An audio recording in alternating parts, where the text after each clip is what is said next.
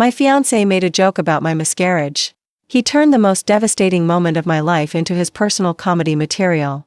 And what happened next changed everything I thought I knew about the man I was supposed to marry in 3 months. My name is Jasmine, and I'm 28 years old. 3 weeks ago, I thought I had my entire future mapped out with the love of my life. Today, I'm sitting in my childhood bedroom, staring at an engagement ring I can't bring myself to put back on, wondering how someone who once held me while I cried could become someone who laughs at my pain. Blake and I met 4 years ago at a bookstore in downtown Phoenix. I was browsing through the mystery section, trying to find the latest thriller everyone was talking about, when this guy reached for the same book at the exact same time.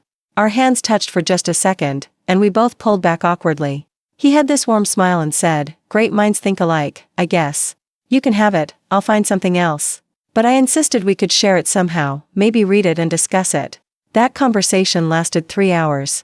We moved from the bookstore to a nearby cafe, then walked through the park until sunset, talking about everything from our favorite authors to our biggest dreams.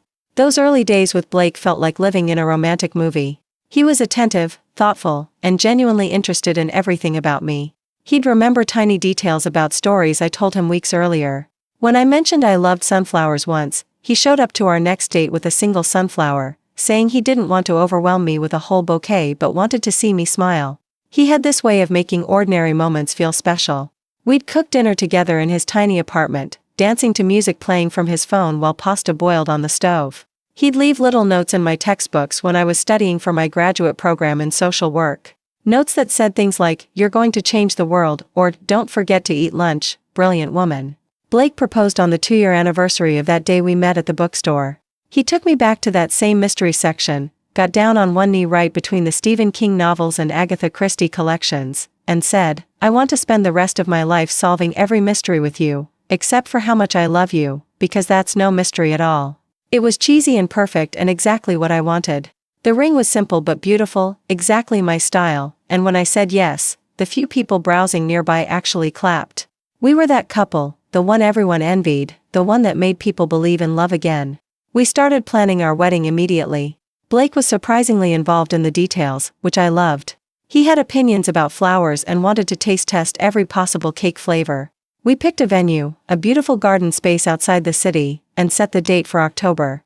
Everything was falling into place exactly as we dreamed. We talked about children constantly. Blake wanted 3 kids, I wanted 2, and we joked that we'd compromise and have 2.5. He'd already started picking out baby names, keeping a list in his phone that he'd show me randomly. "What about Oliver for a boy?" he'd ask while we were grocery shopping. "Or Luna for a girl?" These conversations made me feel so secure in our future together. When we started trying to conceive about 8 months ago, Blake was more excited than I was. He downloaded apps to track my cycle, read books about pregnancy and parenting, and even started taking vitamins because he read they could improve fertility. He'd come home from work with little onesies or tiny shoes he'd seen at the store, saying he couldn't help himself. Our apartment started filling up with baby items we were collecting for our future child. It was adorable and made me fall even more in love with him. When I got pregnant in February, Blake cried actual tears of joy. We were in our bathroom at 6 in the morning, staring at the positive test, and he wrapped me in the biggest hug and whispered, "We're going to be parents," over and over.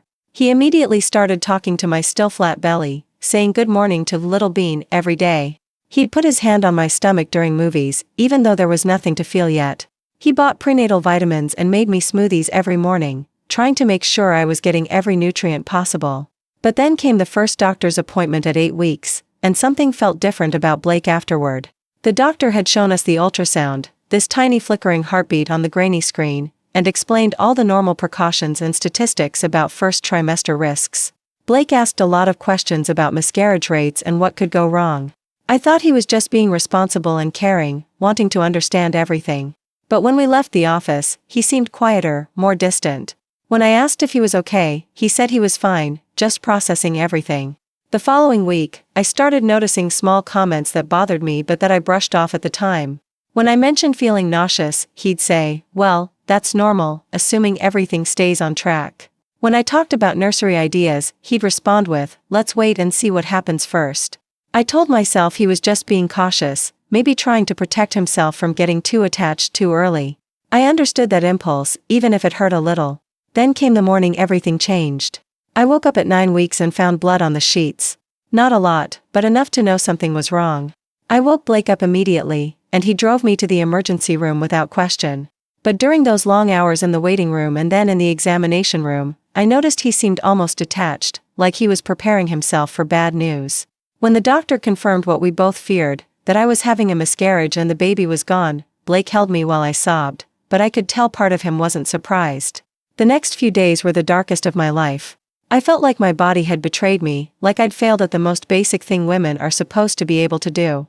Blake took time off work and stayed home with me, bringing me tea and tissues, but something had shifted between us. He was going through the motions of being supportive, but I could feel him pulling away emotionally. When I tried to talk about what we'd lost, about the future we'd been planning, he'd change the subject or say we needed to focus on moving forward. About 2 weeks after the miscarriage, Blake made his first comment that should have been a red flag. We were watching TV, and a commercial came on for baby food. I started crying, which had been happening a lot, and Blake sighed and said, "You know, maybe this happened for a reason. Maybe we weren't really ready anyway." I was so stunned I didn't even respond. Later, when I tried to talk to him about how that made me feel, he apologized and said he just meant that we could try again when the timing was better. But the comments kept coming. Small ones at first. When my sister called to check on me and asked how I was doing, Blake answered the phone and said, "She's fine, these things happen all the time." When I got emotional during a movie scene with a pregnant woman, he'd roll his eyes and mutter about how I needed to get over it. When friends would ask about how we were coping, he'd respond with, "Well, it's not like we lost a real baby or anything." Each comment felt like a knife twist, but I kept making excuses for him. I told myself he was grieving differently than I was. Men process things differently, right? Maybe his way of coping was to minimize it, to move on quickly. I desperately wanted to believe that the man I'd fallen in love with was still in there somewhere, just dealing with his own pain in a way I didn't understand. The real turning point came about 6 weeks after the miscarriage. We were at his coworker's house for a barbecue, and I was doing my best to seem normal and social, even though being around families with small children was still incredibly painful. I was talking to Trevor, Blake's friend from work, about harmless topics when Trevor's wife joined us with their toddler. The conversation naturally turned to kids, and Trevor asked us if we were planning to have children soon, since we were getting married in a few months. Before I could even think of how to respond, Blake jumped in with a laugh and said, "Well, we tried recently, but apparently Jasmine can't even keep one alive for 2 months." He said it like it was the most natural punchline in the world, like my miscarriage was just another funny story to tell at parties. Then he actually laughed at his own joke. I felt like the entire world stopped moving. Trevor looked horrified and uncomfortable, his wife's face went completely white, and their toddler was the only one making any sound, babbling happily while the adults stood in shocked silence. I couldn't move, couldn't speak, couldn't even process what had just happened. The man I was supposed to marry in 3 months had just turned the most devastating experience of my life into a casual joke for his coworkers. Trevor quickly changed the subject to something about work, and his wife found an excuse to take their child inside. I excused myself to the bathroom and locked the door, staring at myself in the mirror and trying to understand what had just happened. How could Blake, the same person who had held me while I cried, who had seen how destroyed I was, think that was appropriate to say? How could he laugh about it? When we got home that night, I waited until we were alone and then asked him what the hell he'd been thinking. I told him how humiliated and hurt I felt, how inappropriate it was to make jokes about something so painful and personal. I expected him to apologize immediately, to be horrified at himself for saying something so cruel. Instead, Blake shrugged and said, "It was just dark humor, Jasmine. People make jokes about difficult things all the time. It's how we cope." When I tried to explain that it wasn't his tragedy to make jokes about, that it was my body and my loss, he got defensive. "It was my loss too," he said. "I'm allowed to deal with it however I want. You don't get to police my grief." But that's when it hit me like a lightning bolt. Blake wasn't grieving. He'd never been grieving.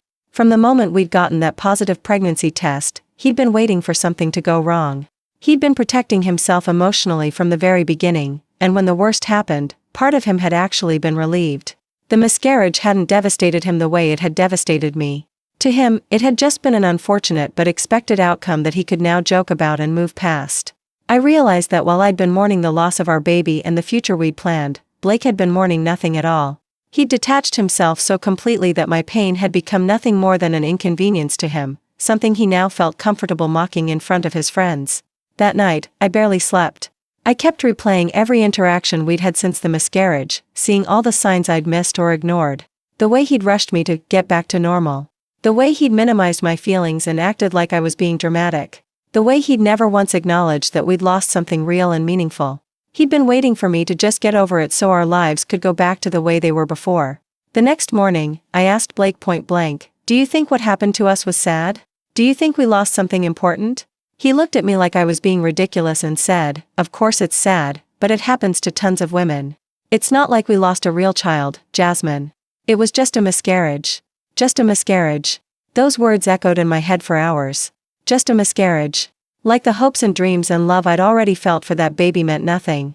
Like the nursery we'd started planning and the names we'd discussed and the future we'd imagined were all meaningless because the pregnancy had ended at 9 weeks instead of 9 months. I spent the next week observing Blake more carefully, and I started seeing patterns I'd been blind to before. This wasn't new behavior, it was just the first time his emotional detachment had hurt me so deeply that I couldn't ignore it.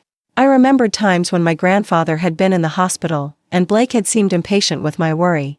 Times when I'd been stressed about work or school, and he'd acted like my feelings were an overreaction.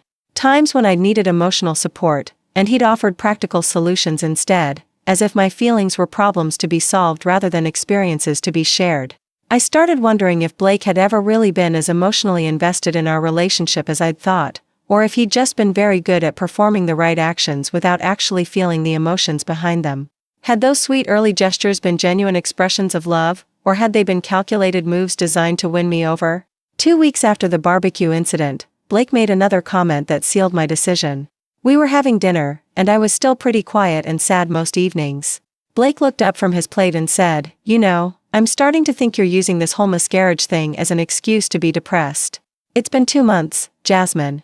Don't you think it's time to move on?" I stared at him across the table, this man I'd planned to spend my life with, and realized I was looking at a stranger. The Blake I'd fallen in love with would never have said those words. Either that person had never really existed, or he'd fundamentally changed in a way that made him unrecognizable to me. That night, I called my mom and told her everything. I'd been too ashamed to tell her about Blake's behavior because I'd been hoping things would get better, that he'd eventually understand how much he'd hurt me. But sitting in our bedroom while Blake watched TV in the living room like nothing was wrong, I finally admitted out loud that the man I was engaged to had turned my miscarriage into a joke and then told me I was being dramatic for still being sad about it. My mom was quiet for a long time after I finished talking. Then she said, "Honey, do you remember when your dad and I lost the baby between you and your brother?" I did remember, vaguely, being about 6 years old and knowing that my mom was sad about something, though I hadn't understood what at the time. "Your dad held me every night for months," she continued. "He never once made me feel like my grief was too much or lasted too long. He grieved with me, not at me. That's what partners do." The contrast was so stark it took my breath away. I'd been so focused on trying to make Blake understand how his comments hurt me that I'd lost sight of how he should have been treating me all along. I should have had a partner who grieved with me, who honored what we'd lost together, who supported me through the darkest period of my life instead of mocking me for it. I made my decision that night, but I waited another week to be absolutely sure. During that week, I watched Blake carefully, looking for any sign that the man I'd fallen in love with was still somewhere inside the person making cruel jokes about my miscarriage. I kept hoping he'd have a moment of clarity, that he'd realize how badly he'd been treating me and apologize sincerely. Instead, he made another comment. We were at the grocery store, walking past the baby food aisle, when Blake noticed me glance down that way. He loudly said, "Don't even think about it, Jasmine. We know how that turns out." Then he laughed at his own joke while I stood there frozen with a cart full of groceries, wondering how this had become my life. That weekend, we were supposed to go to his parents' house for Sunday dinner. It was a monthly tradition, and normally I enjoyed spending time with his family. His mom, Patricia, had always been kind to me, and his dad, Robert, treated me like I was already his daughter-in-law. But I knew that if Blake was making jokes about my miscarriage to his coworkers, he was probably making them to his family too. Sure enough, during dinner, Blake's younger sister Carmen mentioned that she'd just found out she was pregnant with her second child. Everyone was excited and asking questions about due dates and whether she was hoping for a boy or girl. Then Patricia turned to Blake and me and asked when we were going to give her more grandchildren. Blake grinned and said, "Well, Mom, we gave it our best shot a few months ago, but Jasmine's not very good at keeping them around." The whole table went quiet. Carmen looked mortified, Patricia's face went white, and Robert actually dropped his fork. But Blake just kept smiling like he'd made a perfectly normal comment. Carmen was the first one to speak. "Blake, what the hell is wrong with you?" she said, her voice shaking with anger. "How can you talk about Jasmine like that?"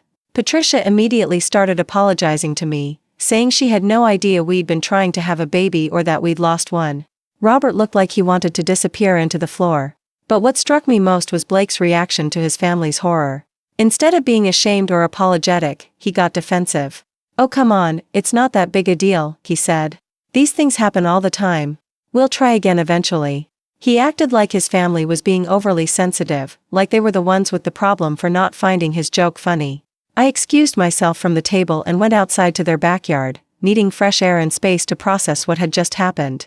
Carmen followed me a few minutes later and sat down beside me on the porch swing. "Jasmine," she said quietly, "I am so sorry.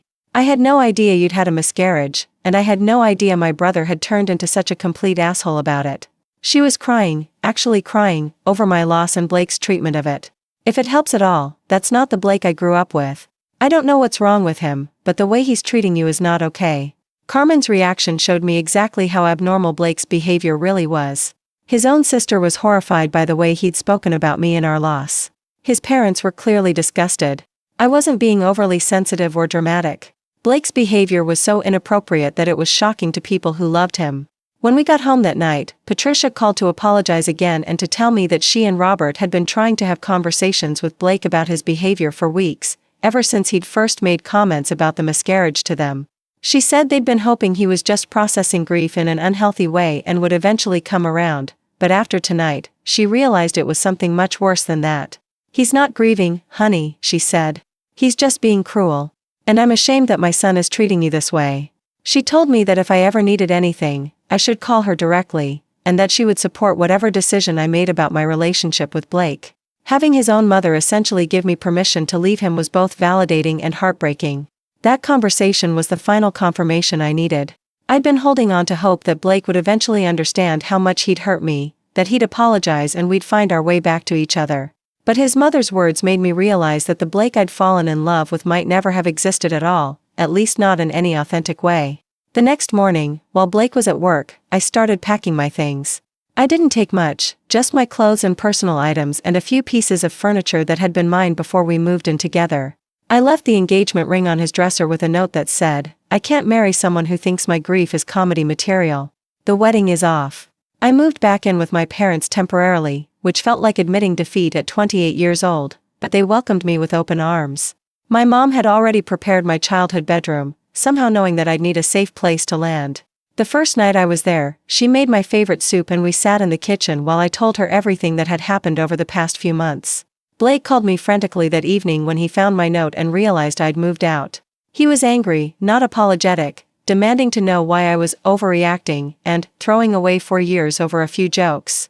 When I tried to explain that his jokes had revealed something fundamental about his character and his feelings toward me, he accused me of being emotionally unstable and using the miscarriage as an excuse to ruin our relationship. That phone call was the moment I knew with absolute certainty that I'd made the right decision. Even faced with losing me, Blake couldn't acknowledge that he'd done anything wrong. He couldn't see that turning my miscarriage into a punchline was cruel and inappropriate. He couldn't understand that his behavior had shown me exactly who he really was as a person. Over the next few days, Blake alternated between angry calls demanding I come home and apologetic texts promising he'd stop making jokes if it bothered me that much. But his apologies were never about understanding why his behavior was wrong, they were about managing my reactions to it.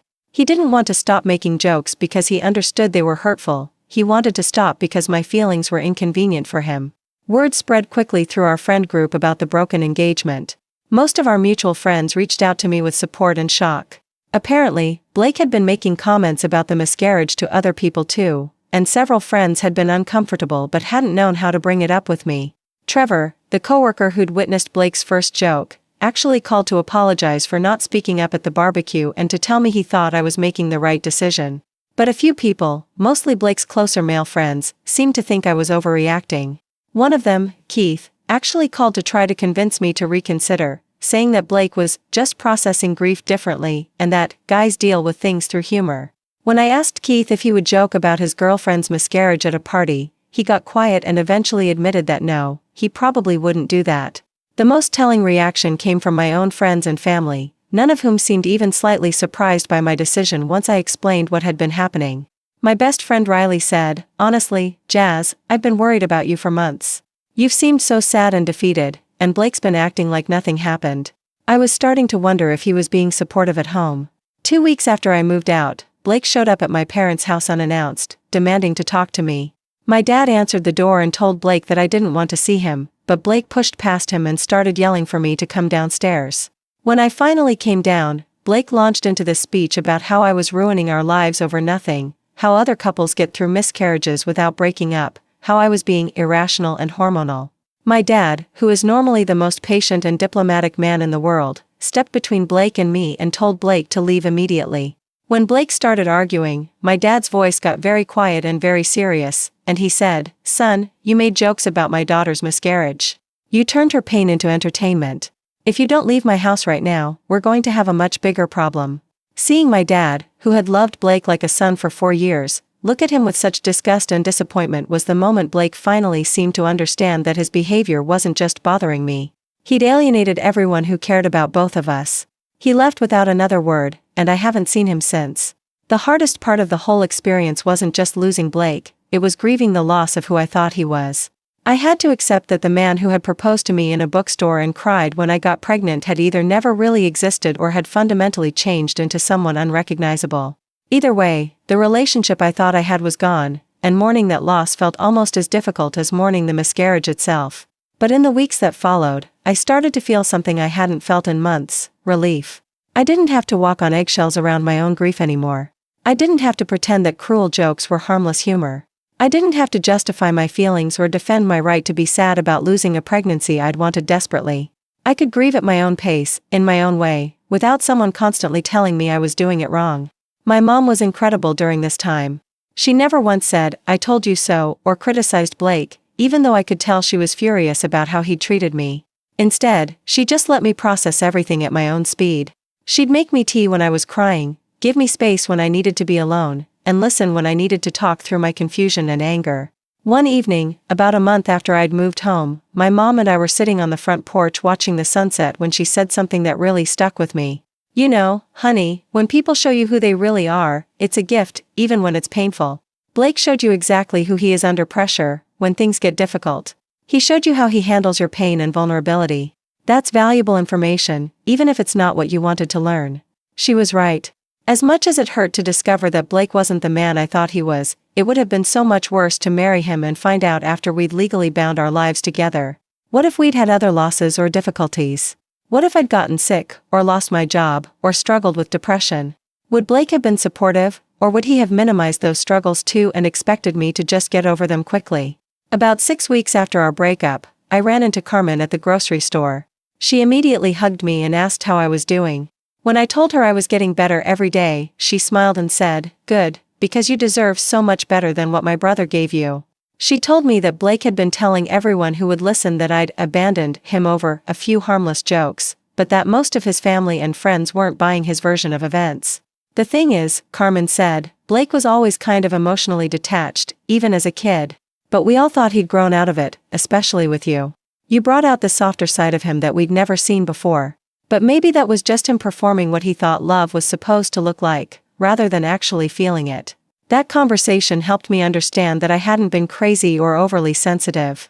The changes I'd noticed in Blake after my miscarriage weren't new personality traits, they were reveals of who he'd always been underneath the performance of being a loving boyfriend. 3 months after our breakup, I started seeing a therapist to help me process both the miscarriage and the end of my engagement. Dr. Martinez helped me understand that grief is not something you get over on anyone else's timeline, and that Blake's impatience with my emotions had been about his own discomfort, not about my healing process taking too long. "Healthy partners sit with you in your pain," she told me. "They don't rush you through it or mock you for experiencing it. They certainly don't turn your trauma into entertainment for other people." She helped me see that Blake's behavior had been a form of emotional abuse, even if it hadn't felt like abuse at the time because I'd been so focused on trying to make him understand rather than recognizing that his lack of empathy was the real problem. Now, 6 months later, I'm living in my own apartment again and slowly rebuilding my life. I'm not dating yet, and I'm not sure when I'll be ready for that, but I'm no longer afraid that I'll never find love again. I've learned that I'd rather be alone than with someone who can't honor my emotions or who thinks my pain is amusing. Some days I still feel sad about the baby I lost, and that's okay. I've learned that grief doesn't follow a schedule, and I don't owe anyone a quick recovery. Some days I feel sad about losing Blake, or rather, about losing the version of Blake I thought I knew. That's okay too. I'm allowed to mourn the future I thought I had, even if I'm glad that future isn't happening anymore. The most surprising thing about this whole experience is how much I've learned about the people in my life. My parents, my siblings, my real friends, they all rallied around me in ways that showed me how much I'm loved and valued. Blake's family members have stayed in touch, continuing to apologize for his behavior and to check on my well-being. Even some of Blake's friends have reached out to tell me they think I made the right decision. But I've also learned to trust my instincts in a way I never had before. For months, I knew something was wrong with how Blake was treating me, but I kept second-guessing myself and making excuses for him. I kept thinking that if I could just explain my feelings better, he'd understand and change. Now I know that when someone shows you they don't care about your feelings, you should believe them the first time. I still think about that moment at the barbecue sometimes, the moment when Blake made his first public joke about my miscarriage. I remember the shocked silence, the way Trevor's face went white, the way Blake laughed at his own cruelty. But I also remember something else from that day. I remember the moment I realized that I deserved better than someone who could laugh at my pain. That moment of clarity, as painful as it was, probably saved me from years of minimizing my own needs and accepting unacceptable behavior. If I could go back and tell my past self anything, it would be this: when someone treats your grief like a joke, they're telling you exactly how much they value your emotional well-being. Listen to them. When someone mocks your pain instead of comforting it, they're showing you who they really are underneath all the romantic gestures